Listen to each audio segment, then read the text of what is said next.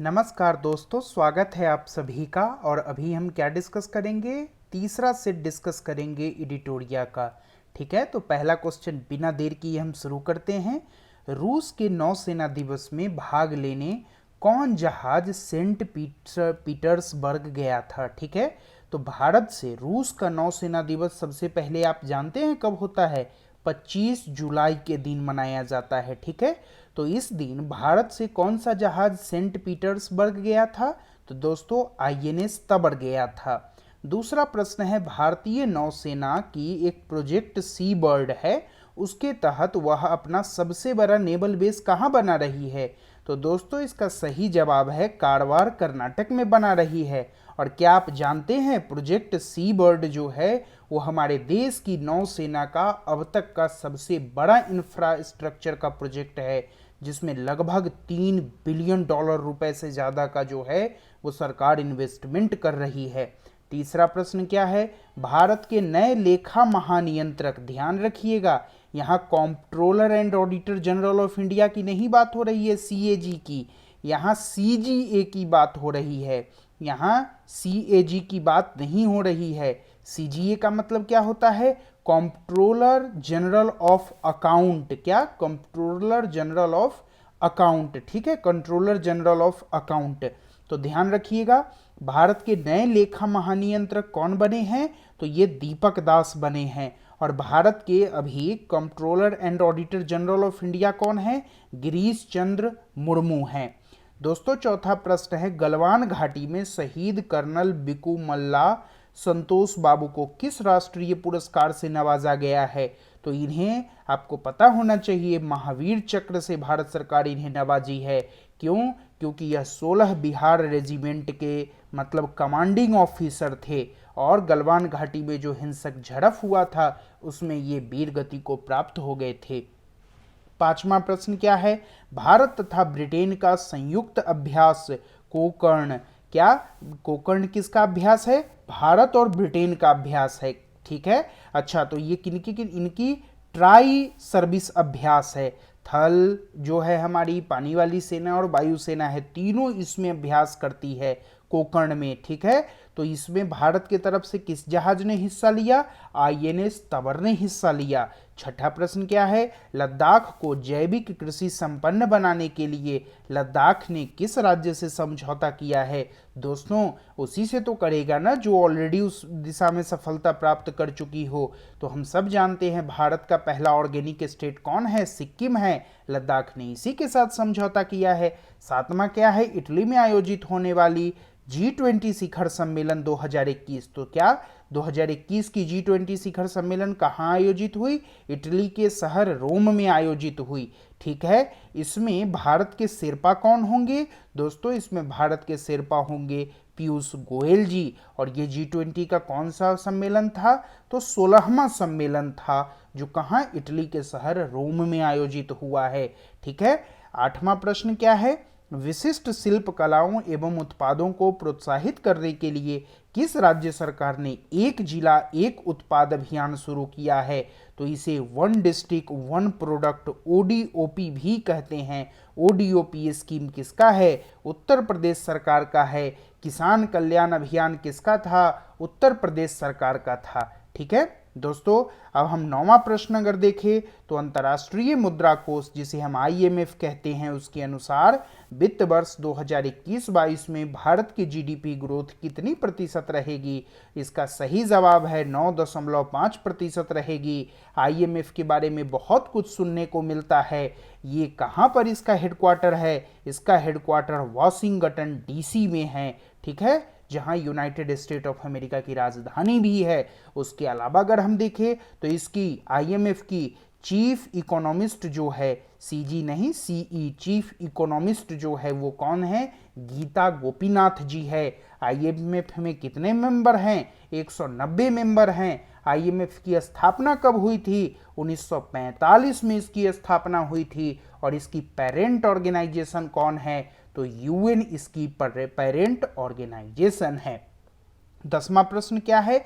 एक भारत श्रेष्ठ भारत अभियान के तहत बिहार को किस राज्य से जोड़ा गया है? तो एक भारत श्रेष्ठ भारत अभियान के तहत बिहार को मिजोरम और त्रिपुरा से जोड़ा गया है। किससे? मिजोरम और त्रिपुरा से जोड़ा गया है। एक भारत श्रेष्ठ भारत का जो शुरुआत है इस अभियान का, प्रधानमंत्री नरेंद्र मोदी ने 31 अक्टूबर 2015 के दिन किया था। क्यों किया था? क्योंकि इस दिन सरदार पटेल जी की 140वीं बर्थडे थी। ठीक है, तो कब? 31 अक्टूबर 2015 को यह अभियान शुरू किया गया था। 11वां प्रश्न क्या है? अंतरिक्ष कंपनी पर परिवहन कंपनी स्पेस एक्स ने एक ही मिशन के तहत रिकॉर्ड कितने सैटेलाइट लॉन्च किए हैं? 104 सोच के धोखा तो नहीं खा रहे हो? 2017 में इसरो ने 104 सैटेलाइट लॉन्च करके विश्व रिकॉर्ड बनाया था, लेकिन स्पेस एक्स इस रिकॉर्ड को तोड़ दिया है और इसने कितना? 143 सैटेलाइट लॉन्च किया है। इस मिशन का नाम क्या था?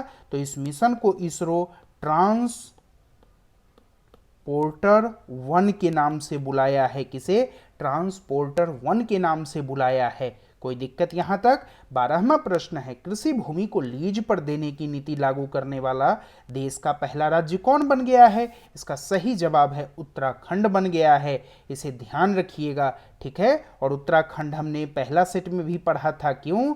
ओपन एयर फर्नरी जो है लार्जेस्ट भारत का, वो कहाँ बन रहा है? उत्तराखंड में ही है। ठीक है, 13वां क्या है?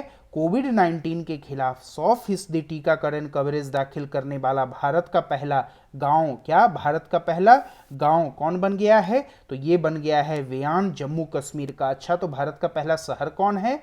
दोस्तों, शहर भुवनेश्वर होगा। भारत का पहला राज्य कौन है जो सबसे पहले वयस्क टीकाकरण को हासिल कर लिया पूर्णतः? तो दोस्तों वो हिमाचल प्रदेश होगा। ठीक है, तो स्टेट में हिमाचल प्रदेश, सिटी में कौन होगा? भुवनेश्वर। उसके बाद अगर आपको बताऊं गांव में कौन होगा, तो वेयान, जम्मू कश्मीर। दोस्तों 14वां प्रश्न है, भारत के 6 लाख गांवों को इंटरनेट से कनेक्ट करने का कब तक का लक्ष्य पूरा कर लिया जाएगा? यह तो 2024 तक सरकार कही है। हम भारत नेट प्रोग्राम, किसके? भारत नेट प्रोग्राम के तहत हम क्या करेंगे?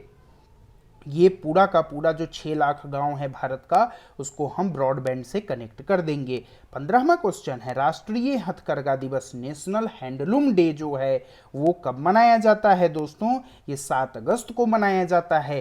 क्या आपको पता है ये 7 अगस्त को क्यों मनाया जाता है? क्योंकि 1905 में हम सब ने पढ़ा है स्वदेशी आंदोलन की शुरुआत हुई थी 7 अगस्त को, और उसी स्वदेशी आंदोलन को याद करने के लिए 2015 में पहली बार चेन्नई में प्रधानमंत्री मोदी जी ने क्या किया था? राष्ट्रीय हथकरघा दिवस को मनाया था, और तब से हम हर साल 7 अगस्त को ये नेशनल हैंडलूम डे मना रहे हैं। भारत सरकार ने प्रत्यक्ष और अप्रत्यक्ष टैक्स से जुड़े मामलों के लिए गठित समिति का अध्यक्ष किसे बनाया है? इसका सही जवाब है आशीष सी धोंकर को बनाया है। लेकिन अब कहोगे अभी तो जयंत कुमार दास कमेटी भी बहुत चर्चा में था। तो हाँ दोस्तों, डिजिटल लोन वाली जो इशू चल रही है ना, बहुत सारे ऐप हैं जो तुरंत लोन देते हैं और फिर मार पीट कर पैसा वसूलते हैं, उसके लिए आरबीआई ने एक स्टडी ग्रुप बैठाया है। ठीक है, कमेटी का फॉर्म किया है किसने? आरबीआई ने। किसके निर्देशन में? जयंत कुमार दास के निर्देशन में, जो क्या करेगा? डिजिटल लेंडिंग जो हो रही है, डिजिटल मतलब कर्ज जो दिया जा रहा है, उसकी एक्टिविटी को विस्तार से अध्ययन कर आरबीआई को रिपोर्ट देगा। अगला प्रश्न क्या है? 17वां प्रश्न है, चंडीगढ़ की वयोवृद्ध मान कौर जी का निधन हो गया, वह किस क्षेत्र से संबंधित थी? दोस्तों वो फील्ड एंड ट्रैक एथलीट से संबंधित थी, और 105 वर्ष की आयु में इस महान महिला का क्या हुआ? निधन हो गया। इसको ध्यान रखिएगा। 18वां प्रश्न क्या है? ऑस्ट्रेलिया ओपन टेनिस खिताब 2021 का महिला एकल विजेता कौन है? ये नाओमी ओसाका हैं। ठीक है, इसे याद रखिएगा। 19वां का प्रश्न क्या है? हाल ही में प्रकाशित अनफिनिश्ड पुस्तक इनमें से किसकी आत्मकथा है? दोस्तों ये प्रियंका चोपड़ा जी की जो है वो ये आत्मकथा है। इसका नाम क्या है? अनफिनिश्ड। ठीक है, 20वां प्रश्न क्या है? भारत के 72वें गणतंत्र दिवस समारोह में बेस्ट झांकी का पुरस्कार किस राज्य को मिला है? दोस्तों ये पुरस्कार उत्तर प्रदेश को मिला है। क्यों? क्योंकि इन्होंने राम मंदिर के मॉडल को क्या किया था? झांकी में दिखाया था। ठीक है, 21वां प्रश्न क्या है? संस्कृति मंत्रालय ने किसकी जयंती पर हर वर्ष 23 जनवरी को पराक्रम दिवस मनाने का घोषणा किया है? दोस्तों सुभाष चंद्र बोस की जयंती पर, क्योंकि सुभाष चंद्र बोस की 125वीं जयंती, कैमी 125वीं जयंती 2021 में थी और इसी दिन प्रधानमंत्री जी ने कहा कि हम इसे पराक्रम दिवस के रूप में मनाएंगे। मतलब सुभाष चंद्र जी का जन्म कब हुआ था? 23 जनवरी 1897 को, ठीक है। कब? 1897 में 23 जनवरी के दिन हुआ था। इनकी शहीद की जो तिथि है वो विवादास्पद है, लेकिन फिर भी कुछ लोग मानते हैं कि 8 अगस्त 1945 को जो हमारे वीर सपूत हैं माँ भारती के, ये शहीद हो गए, ठीक है। 21 नंबर प्रश्न हम देख लिए, पराक्रम दिवस सुभाष चंद्र बोस। 22वां प्रश्न क्या है? भारत सरकार 850 मेगावाट क्षमता का रतले हाइड्रो इलेक्ट्रिक परियोजना का निर्माण किस नदी पर कर रही है? इसका सही जवाब है चिनाब नदी पर कर रही है। यही चिनाब नदी है जो भी यूपीएससी के एग्जाम में धूम मचाया है। क्या होता है? चिनाब और सतलुज दोनों मिलकर और तब इंडस में मिलते हैं। तो कुछ कोचिंग संस्थान कह रहे हैं सतलुज मिलती है, कुछ कह रहे हैं चिनाब मिलती है। हम देखेंगे फाइनल आंसर की में क्या होगा, लेकिन फिलहाल मुझे तो लगता है चिनाब ही उस क्वेश्चन का आंसर होगा। और यहाँ भी रतले हाइड्रो इलेक्ट्रिक परियोजना किस पर है? चिनाब नदी पर है। 23वां प्रश्न क्या है? भारत सरकार के नए सहकारिता मंत्री कौन बने हैं? ये हमारे प्रिय मोटा भाई अमित शाह जी बने हैं। 24वां प्रश्न है, विदेश मंत्री एस जयशंकर ने जुलाई माह में महात्मा गांधी की प्रतिमा का अनावरण किस देश में किया है? तो इन्होंने किया है जॉर्जिया में। जॉर्जिया को हमने दूसरे टेस्ट में भी पढ़ा था। क्यों पढ़ा था? क्योंकि जॉर्जिया का एक शहर है, क्या है? तिबिलिसी। इसे यूनेस्को ने क्या किया है? विश्व पुस्तक राजधानी की मतलब दर्जा दिया है 2021 के लिए। तो जॉर्जिया में विदेश मंत्री एस जयशंकर ने महात्मा गांधी की प्रतिमा का अनावरण किया है। 25वां प्रश्न क्या है? एस्टोनिया की पहली महिला प्रधानमंत्री कौन बनी है? एस्टोनिया, क्या आपको पता है ये बहुत इंपॉर्टेंट देश है छोटा सा। ये यूरोपियन यूनियन की कंट्री है जो रसिया से बॉर्डर लगाती है, लेकिन ये बाल्टिक देश हम इसे कहते हैं। क्या कहते हैं? बाल्टिक देश कहते हैं। 3 देश हैं बाल्टिक देश में। कौन कौन? एक तो एस्टोनेशिया है, एक लताविया है और एक लिथुआनिया है। ये 3 देश, लताविया, लिथुआनिया और ये हमारा एक एस्टोनिया, ये तीनों मिलकर बाल्टिक कंट्री कहलाती हैं। और एस्टोनिया की पहली प्रधानमंत्री, महिला प्रधानमंत्री कौन बनी है? काजा कलास बनी है। 26वां प्रश्न है, साहित्य अकादमी पुरस्कार 2020 हिंदी भाषा के लिए अनामिका जी को मिला है। किस किताब के लिए मिला है? दोस्तों ये टोकरी में दिगंत थेरी गाथा के लिए मिला है। और 2020 का साहित्य अकादमी पुरस्कार अंग्रेजी भाषा में किन्हें मिला था? The traveller when traveller is God नामक पुस्तक जो हम पढ़े थे वो किनकी थी? अरुंधति सुब्रमण्यम जी को मिला है। ठीक है, ध्यान रखिएगा। 27वां प्रश्न क्या है? भारत ने किस देश के साथ मिलकर 10 लीग 2 युद्धाभ्यास को मतलब परफॉर्म किया है? इसका सही जवाब दोस्तों होगा उज्बेकिस्तान के साथ मिलकर। तो आप सोचोगे यार ये फिर जायद तलवार जो है, जायद तलवार युद्धाभ्यास भारत किसके साथ करता है? तो ये यूएई के साथ मिलकर करता है। किसके साथ? यूएई के साथ मिलकर। और 10 लीग किसके साथ करता है? उज्बेकिस्तान के साथ करता है। अब बताइए भारत और मंगोलिया कौन सा एक्सरसाइज करता है? 28वां प्रश्न है, विश्व या वैश्विक शांति सूचकांक 2021 में भारत का स्थान कितना है? 135वां है। पाकिस्तान कितने पर है? 153 पर है। नंबर 1 कौन है? नंबर 1 दोस्तों आइसलैंड है। कौन है? आइसलैंड है, इसे ध्यान रखिएगा। 29वां प्रश्न क्या है? भारत का पहला परमाणु मिसाइल और हथियारों को ट्रैक करने वाला पोत कौन है? आईएनएस ध्रुव है। आईएनएस विक्रांत देख के कुछ अपनापन फील होता है। जी हाँ, ये देश का पहला इंडिजीनस एयरक्राफ्ट कैरियर है। ठीक है, स्वदेशी युद्धवाहक पोत जो हम कहते हैं वो है, तो इसलिए हमें फैमिलियर लग रहा था। लेकिन भारत का पहला परमाणु मिसाइल और हथियार को ट्रैक करने वाला पोत कौन है? आईएनएस ध्रुव है। 30वां प्रश्न है, सी ब्रेकर मिसाइल किस देश की 5वीं पीढ़ी की मिसाइल है? दोस्तों सी ब्रेकर मिसाइल इजराइल की है। यार इजराइल की तो हम एक दूसरा मिसाइल पढ़ते हैं जिसको बराक कहते हैं। जी हाँ, बराक 8 भी इजराइल का ही है, जो क्या है? एमआर सैम है। क्या है? एमआर सैम है। Middle range surface to air missile है, जो क्या करती है, मिसाइल को ट्रैक करके मार देती है, एयर डिफेंस सिस्टम का काम करती है। लेकिन सी ब्रेकर भी किसकी है मिसाइल, इजराइल की मिसाइल है।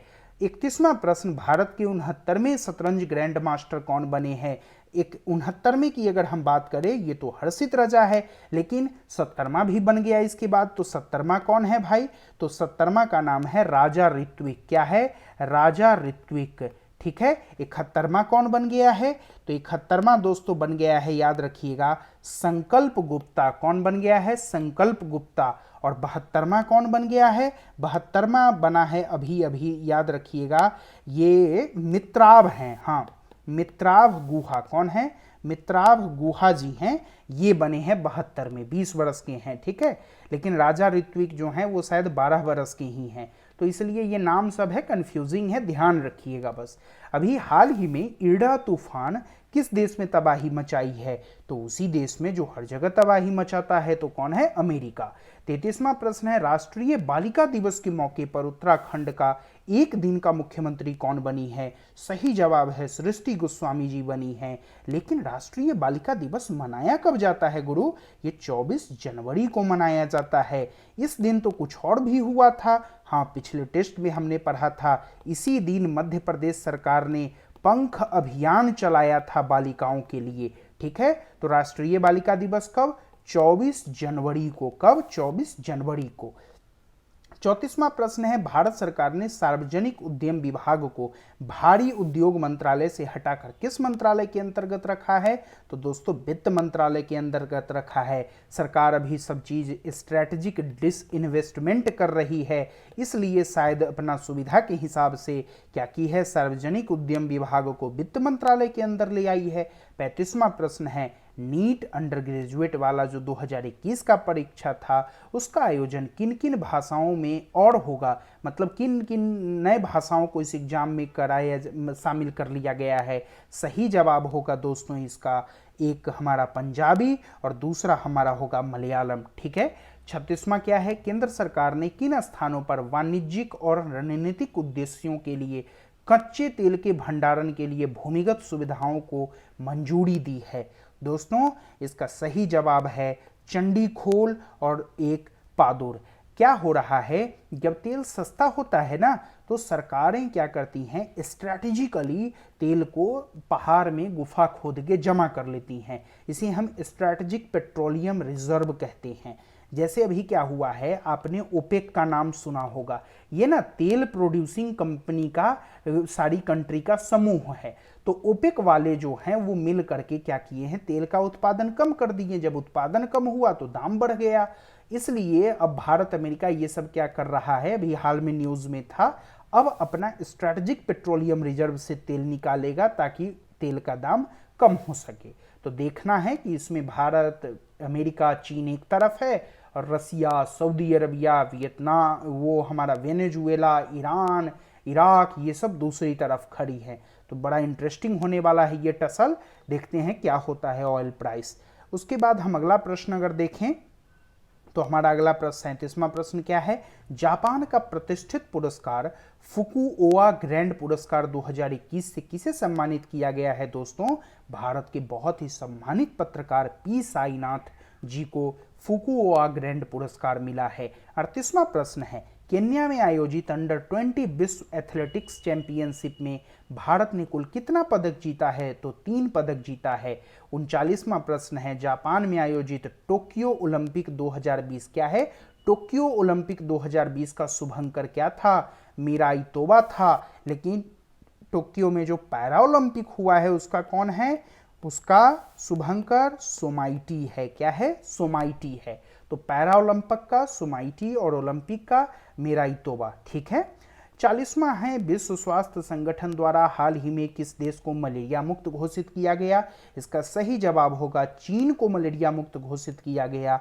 इंडिया का जो टारगेट है मलेरिया को लेकर वो क्या है, 2030 तक है। और इंडिया का ही टारगेट अगर हम देखें दोस्तों किसको लेकर, टीबी को लेकर के, तो टीबी को लेकर के क्या है, 2025 तक है। इसे ध्यान रखिएगा, भारत 2030 तक कह रहा है मलेरिया को खत्म कर देंगे और टीवी को कब तक, 2025 तक खत्म कर देंगे। ठीक है, तो इसे याद रखिएगा। 41वां प्रश्न है, हाल ही में भौतिकी के क्षेत्र में नोबेल पुरस्कार प्राप्तकर्ताओं में कौन शामिल नहीं है? तो इसमें आपको पेरिसी जी हैं, इसको ध्यान रखिएगा, मनाबे साहब भी हैं, हैसलमैन साहब भी हैं। ये तीनों क्या किए हैं, इन्वायरमेंट का जो अंडरस्टैंड करने का, ग्रीन हाउस गैस का क्या इम्पैक्ट है, कैसे चीज़ें सिस्टम में कैसे चेंज होता है, इसको इन्होंने पहली बार मैथमेटिकल मॉडल पर एक्सप्लेन किया है और समझाया है। ठीक है, तो ये सब कुछ विशेष चीज हैं, ध्यान रखिएगा। जलवायु परिवर्तन से संबंधी कुछ गणना उन्ना किए हैं ये लोग। ठीक है, तो ध्यान रखिएगा, ये पटपौटियन जो हैं ये भौतिकी क्षेत्र से संबंधित नोबेल पुरस्कार में नहीं है।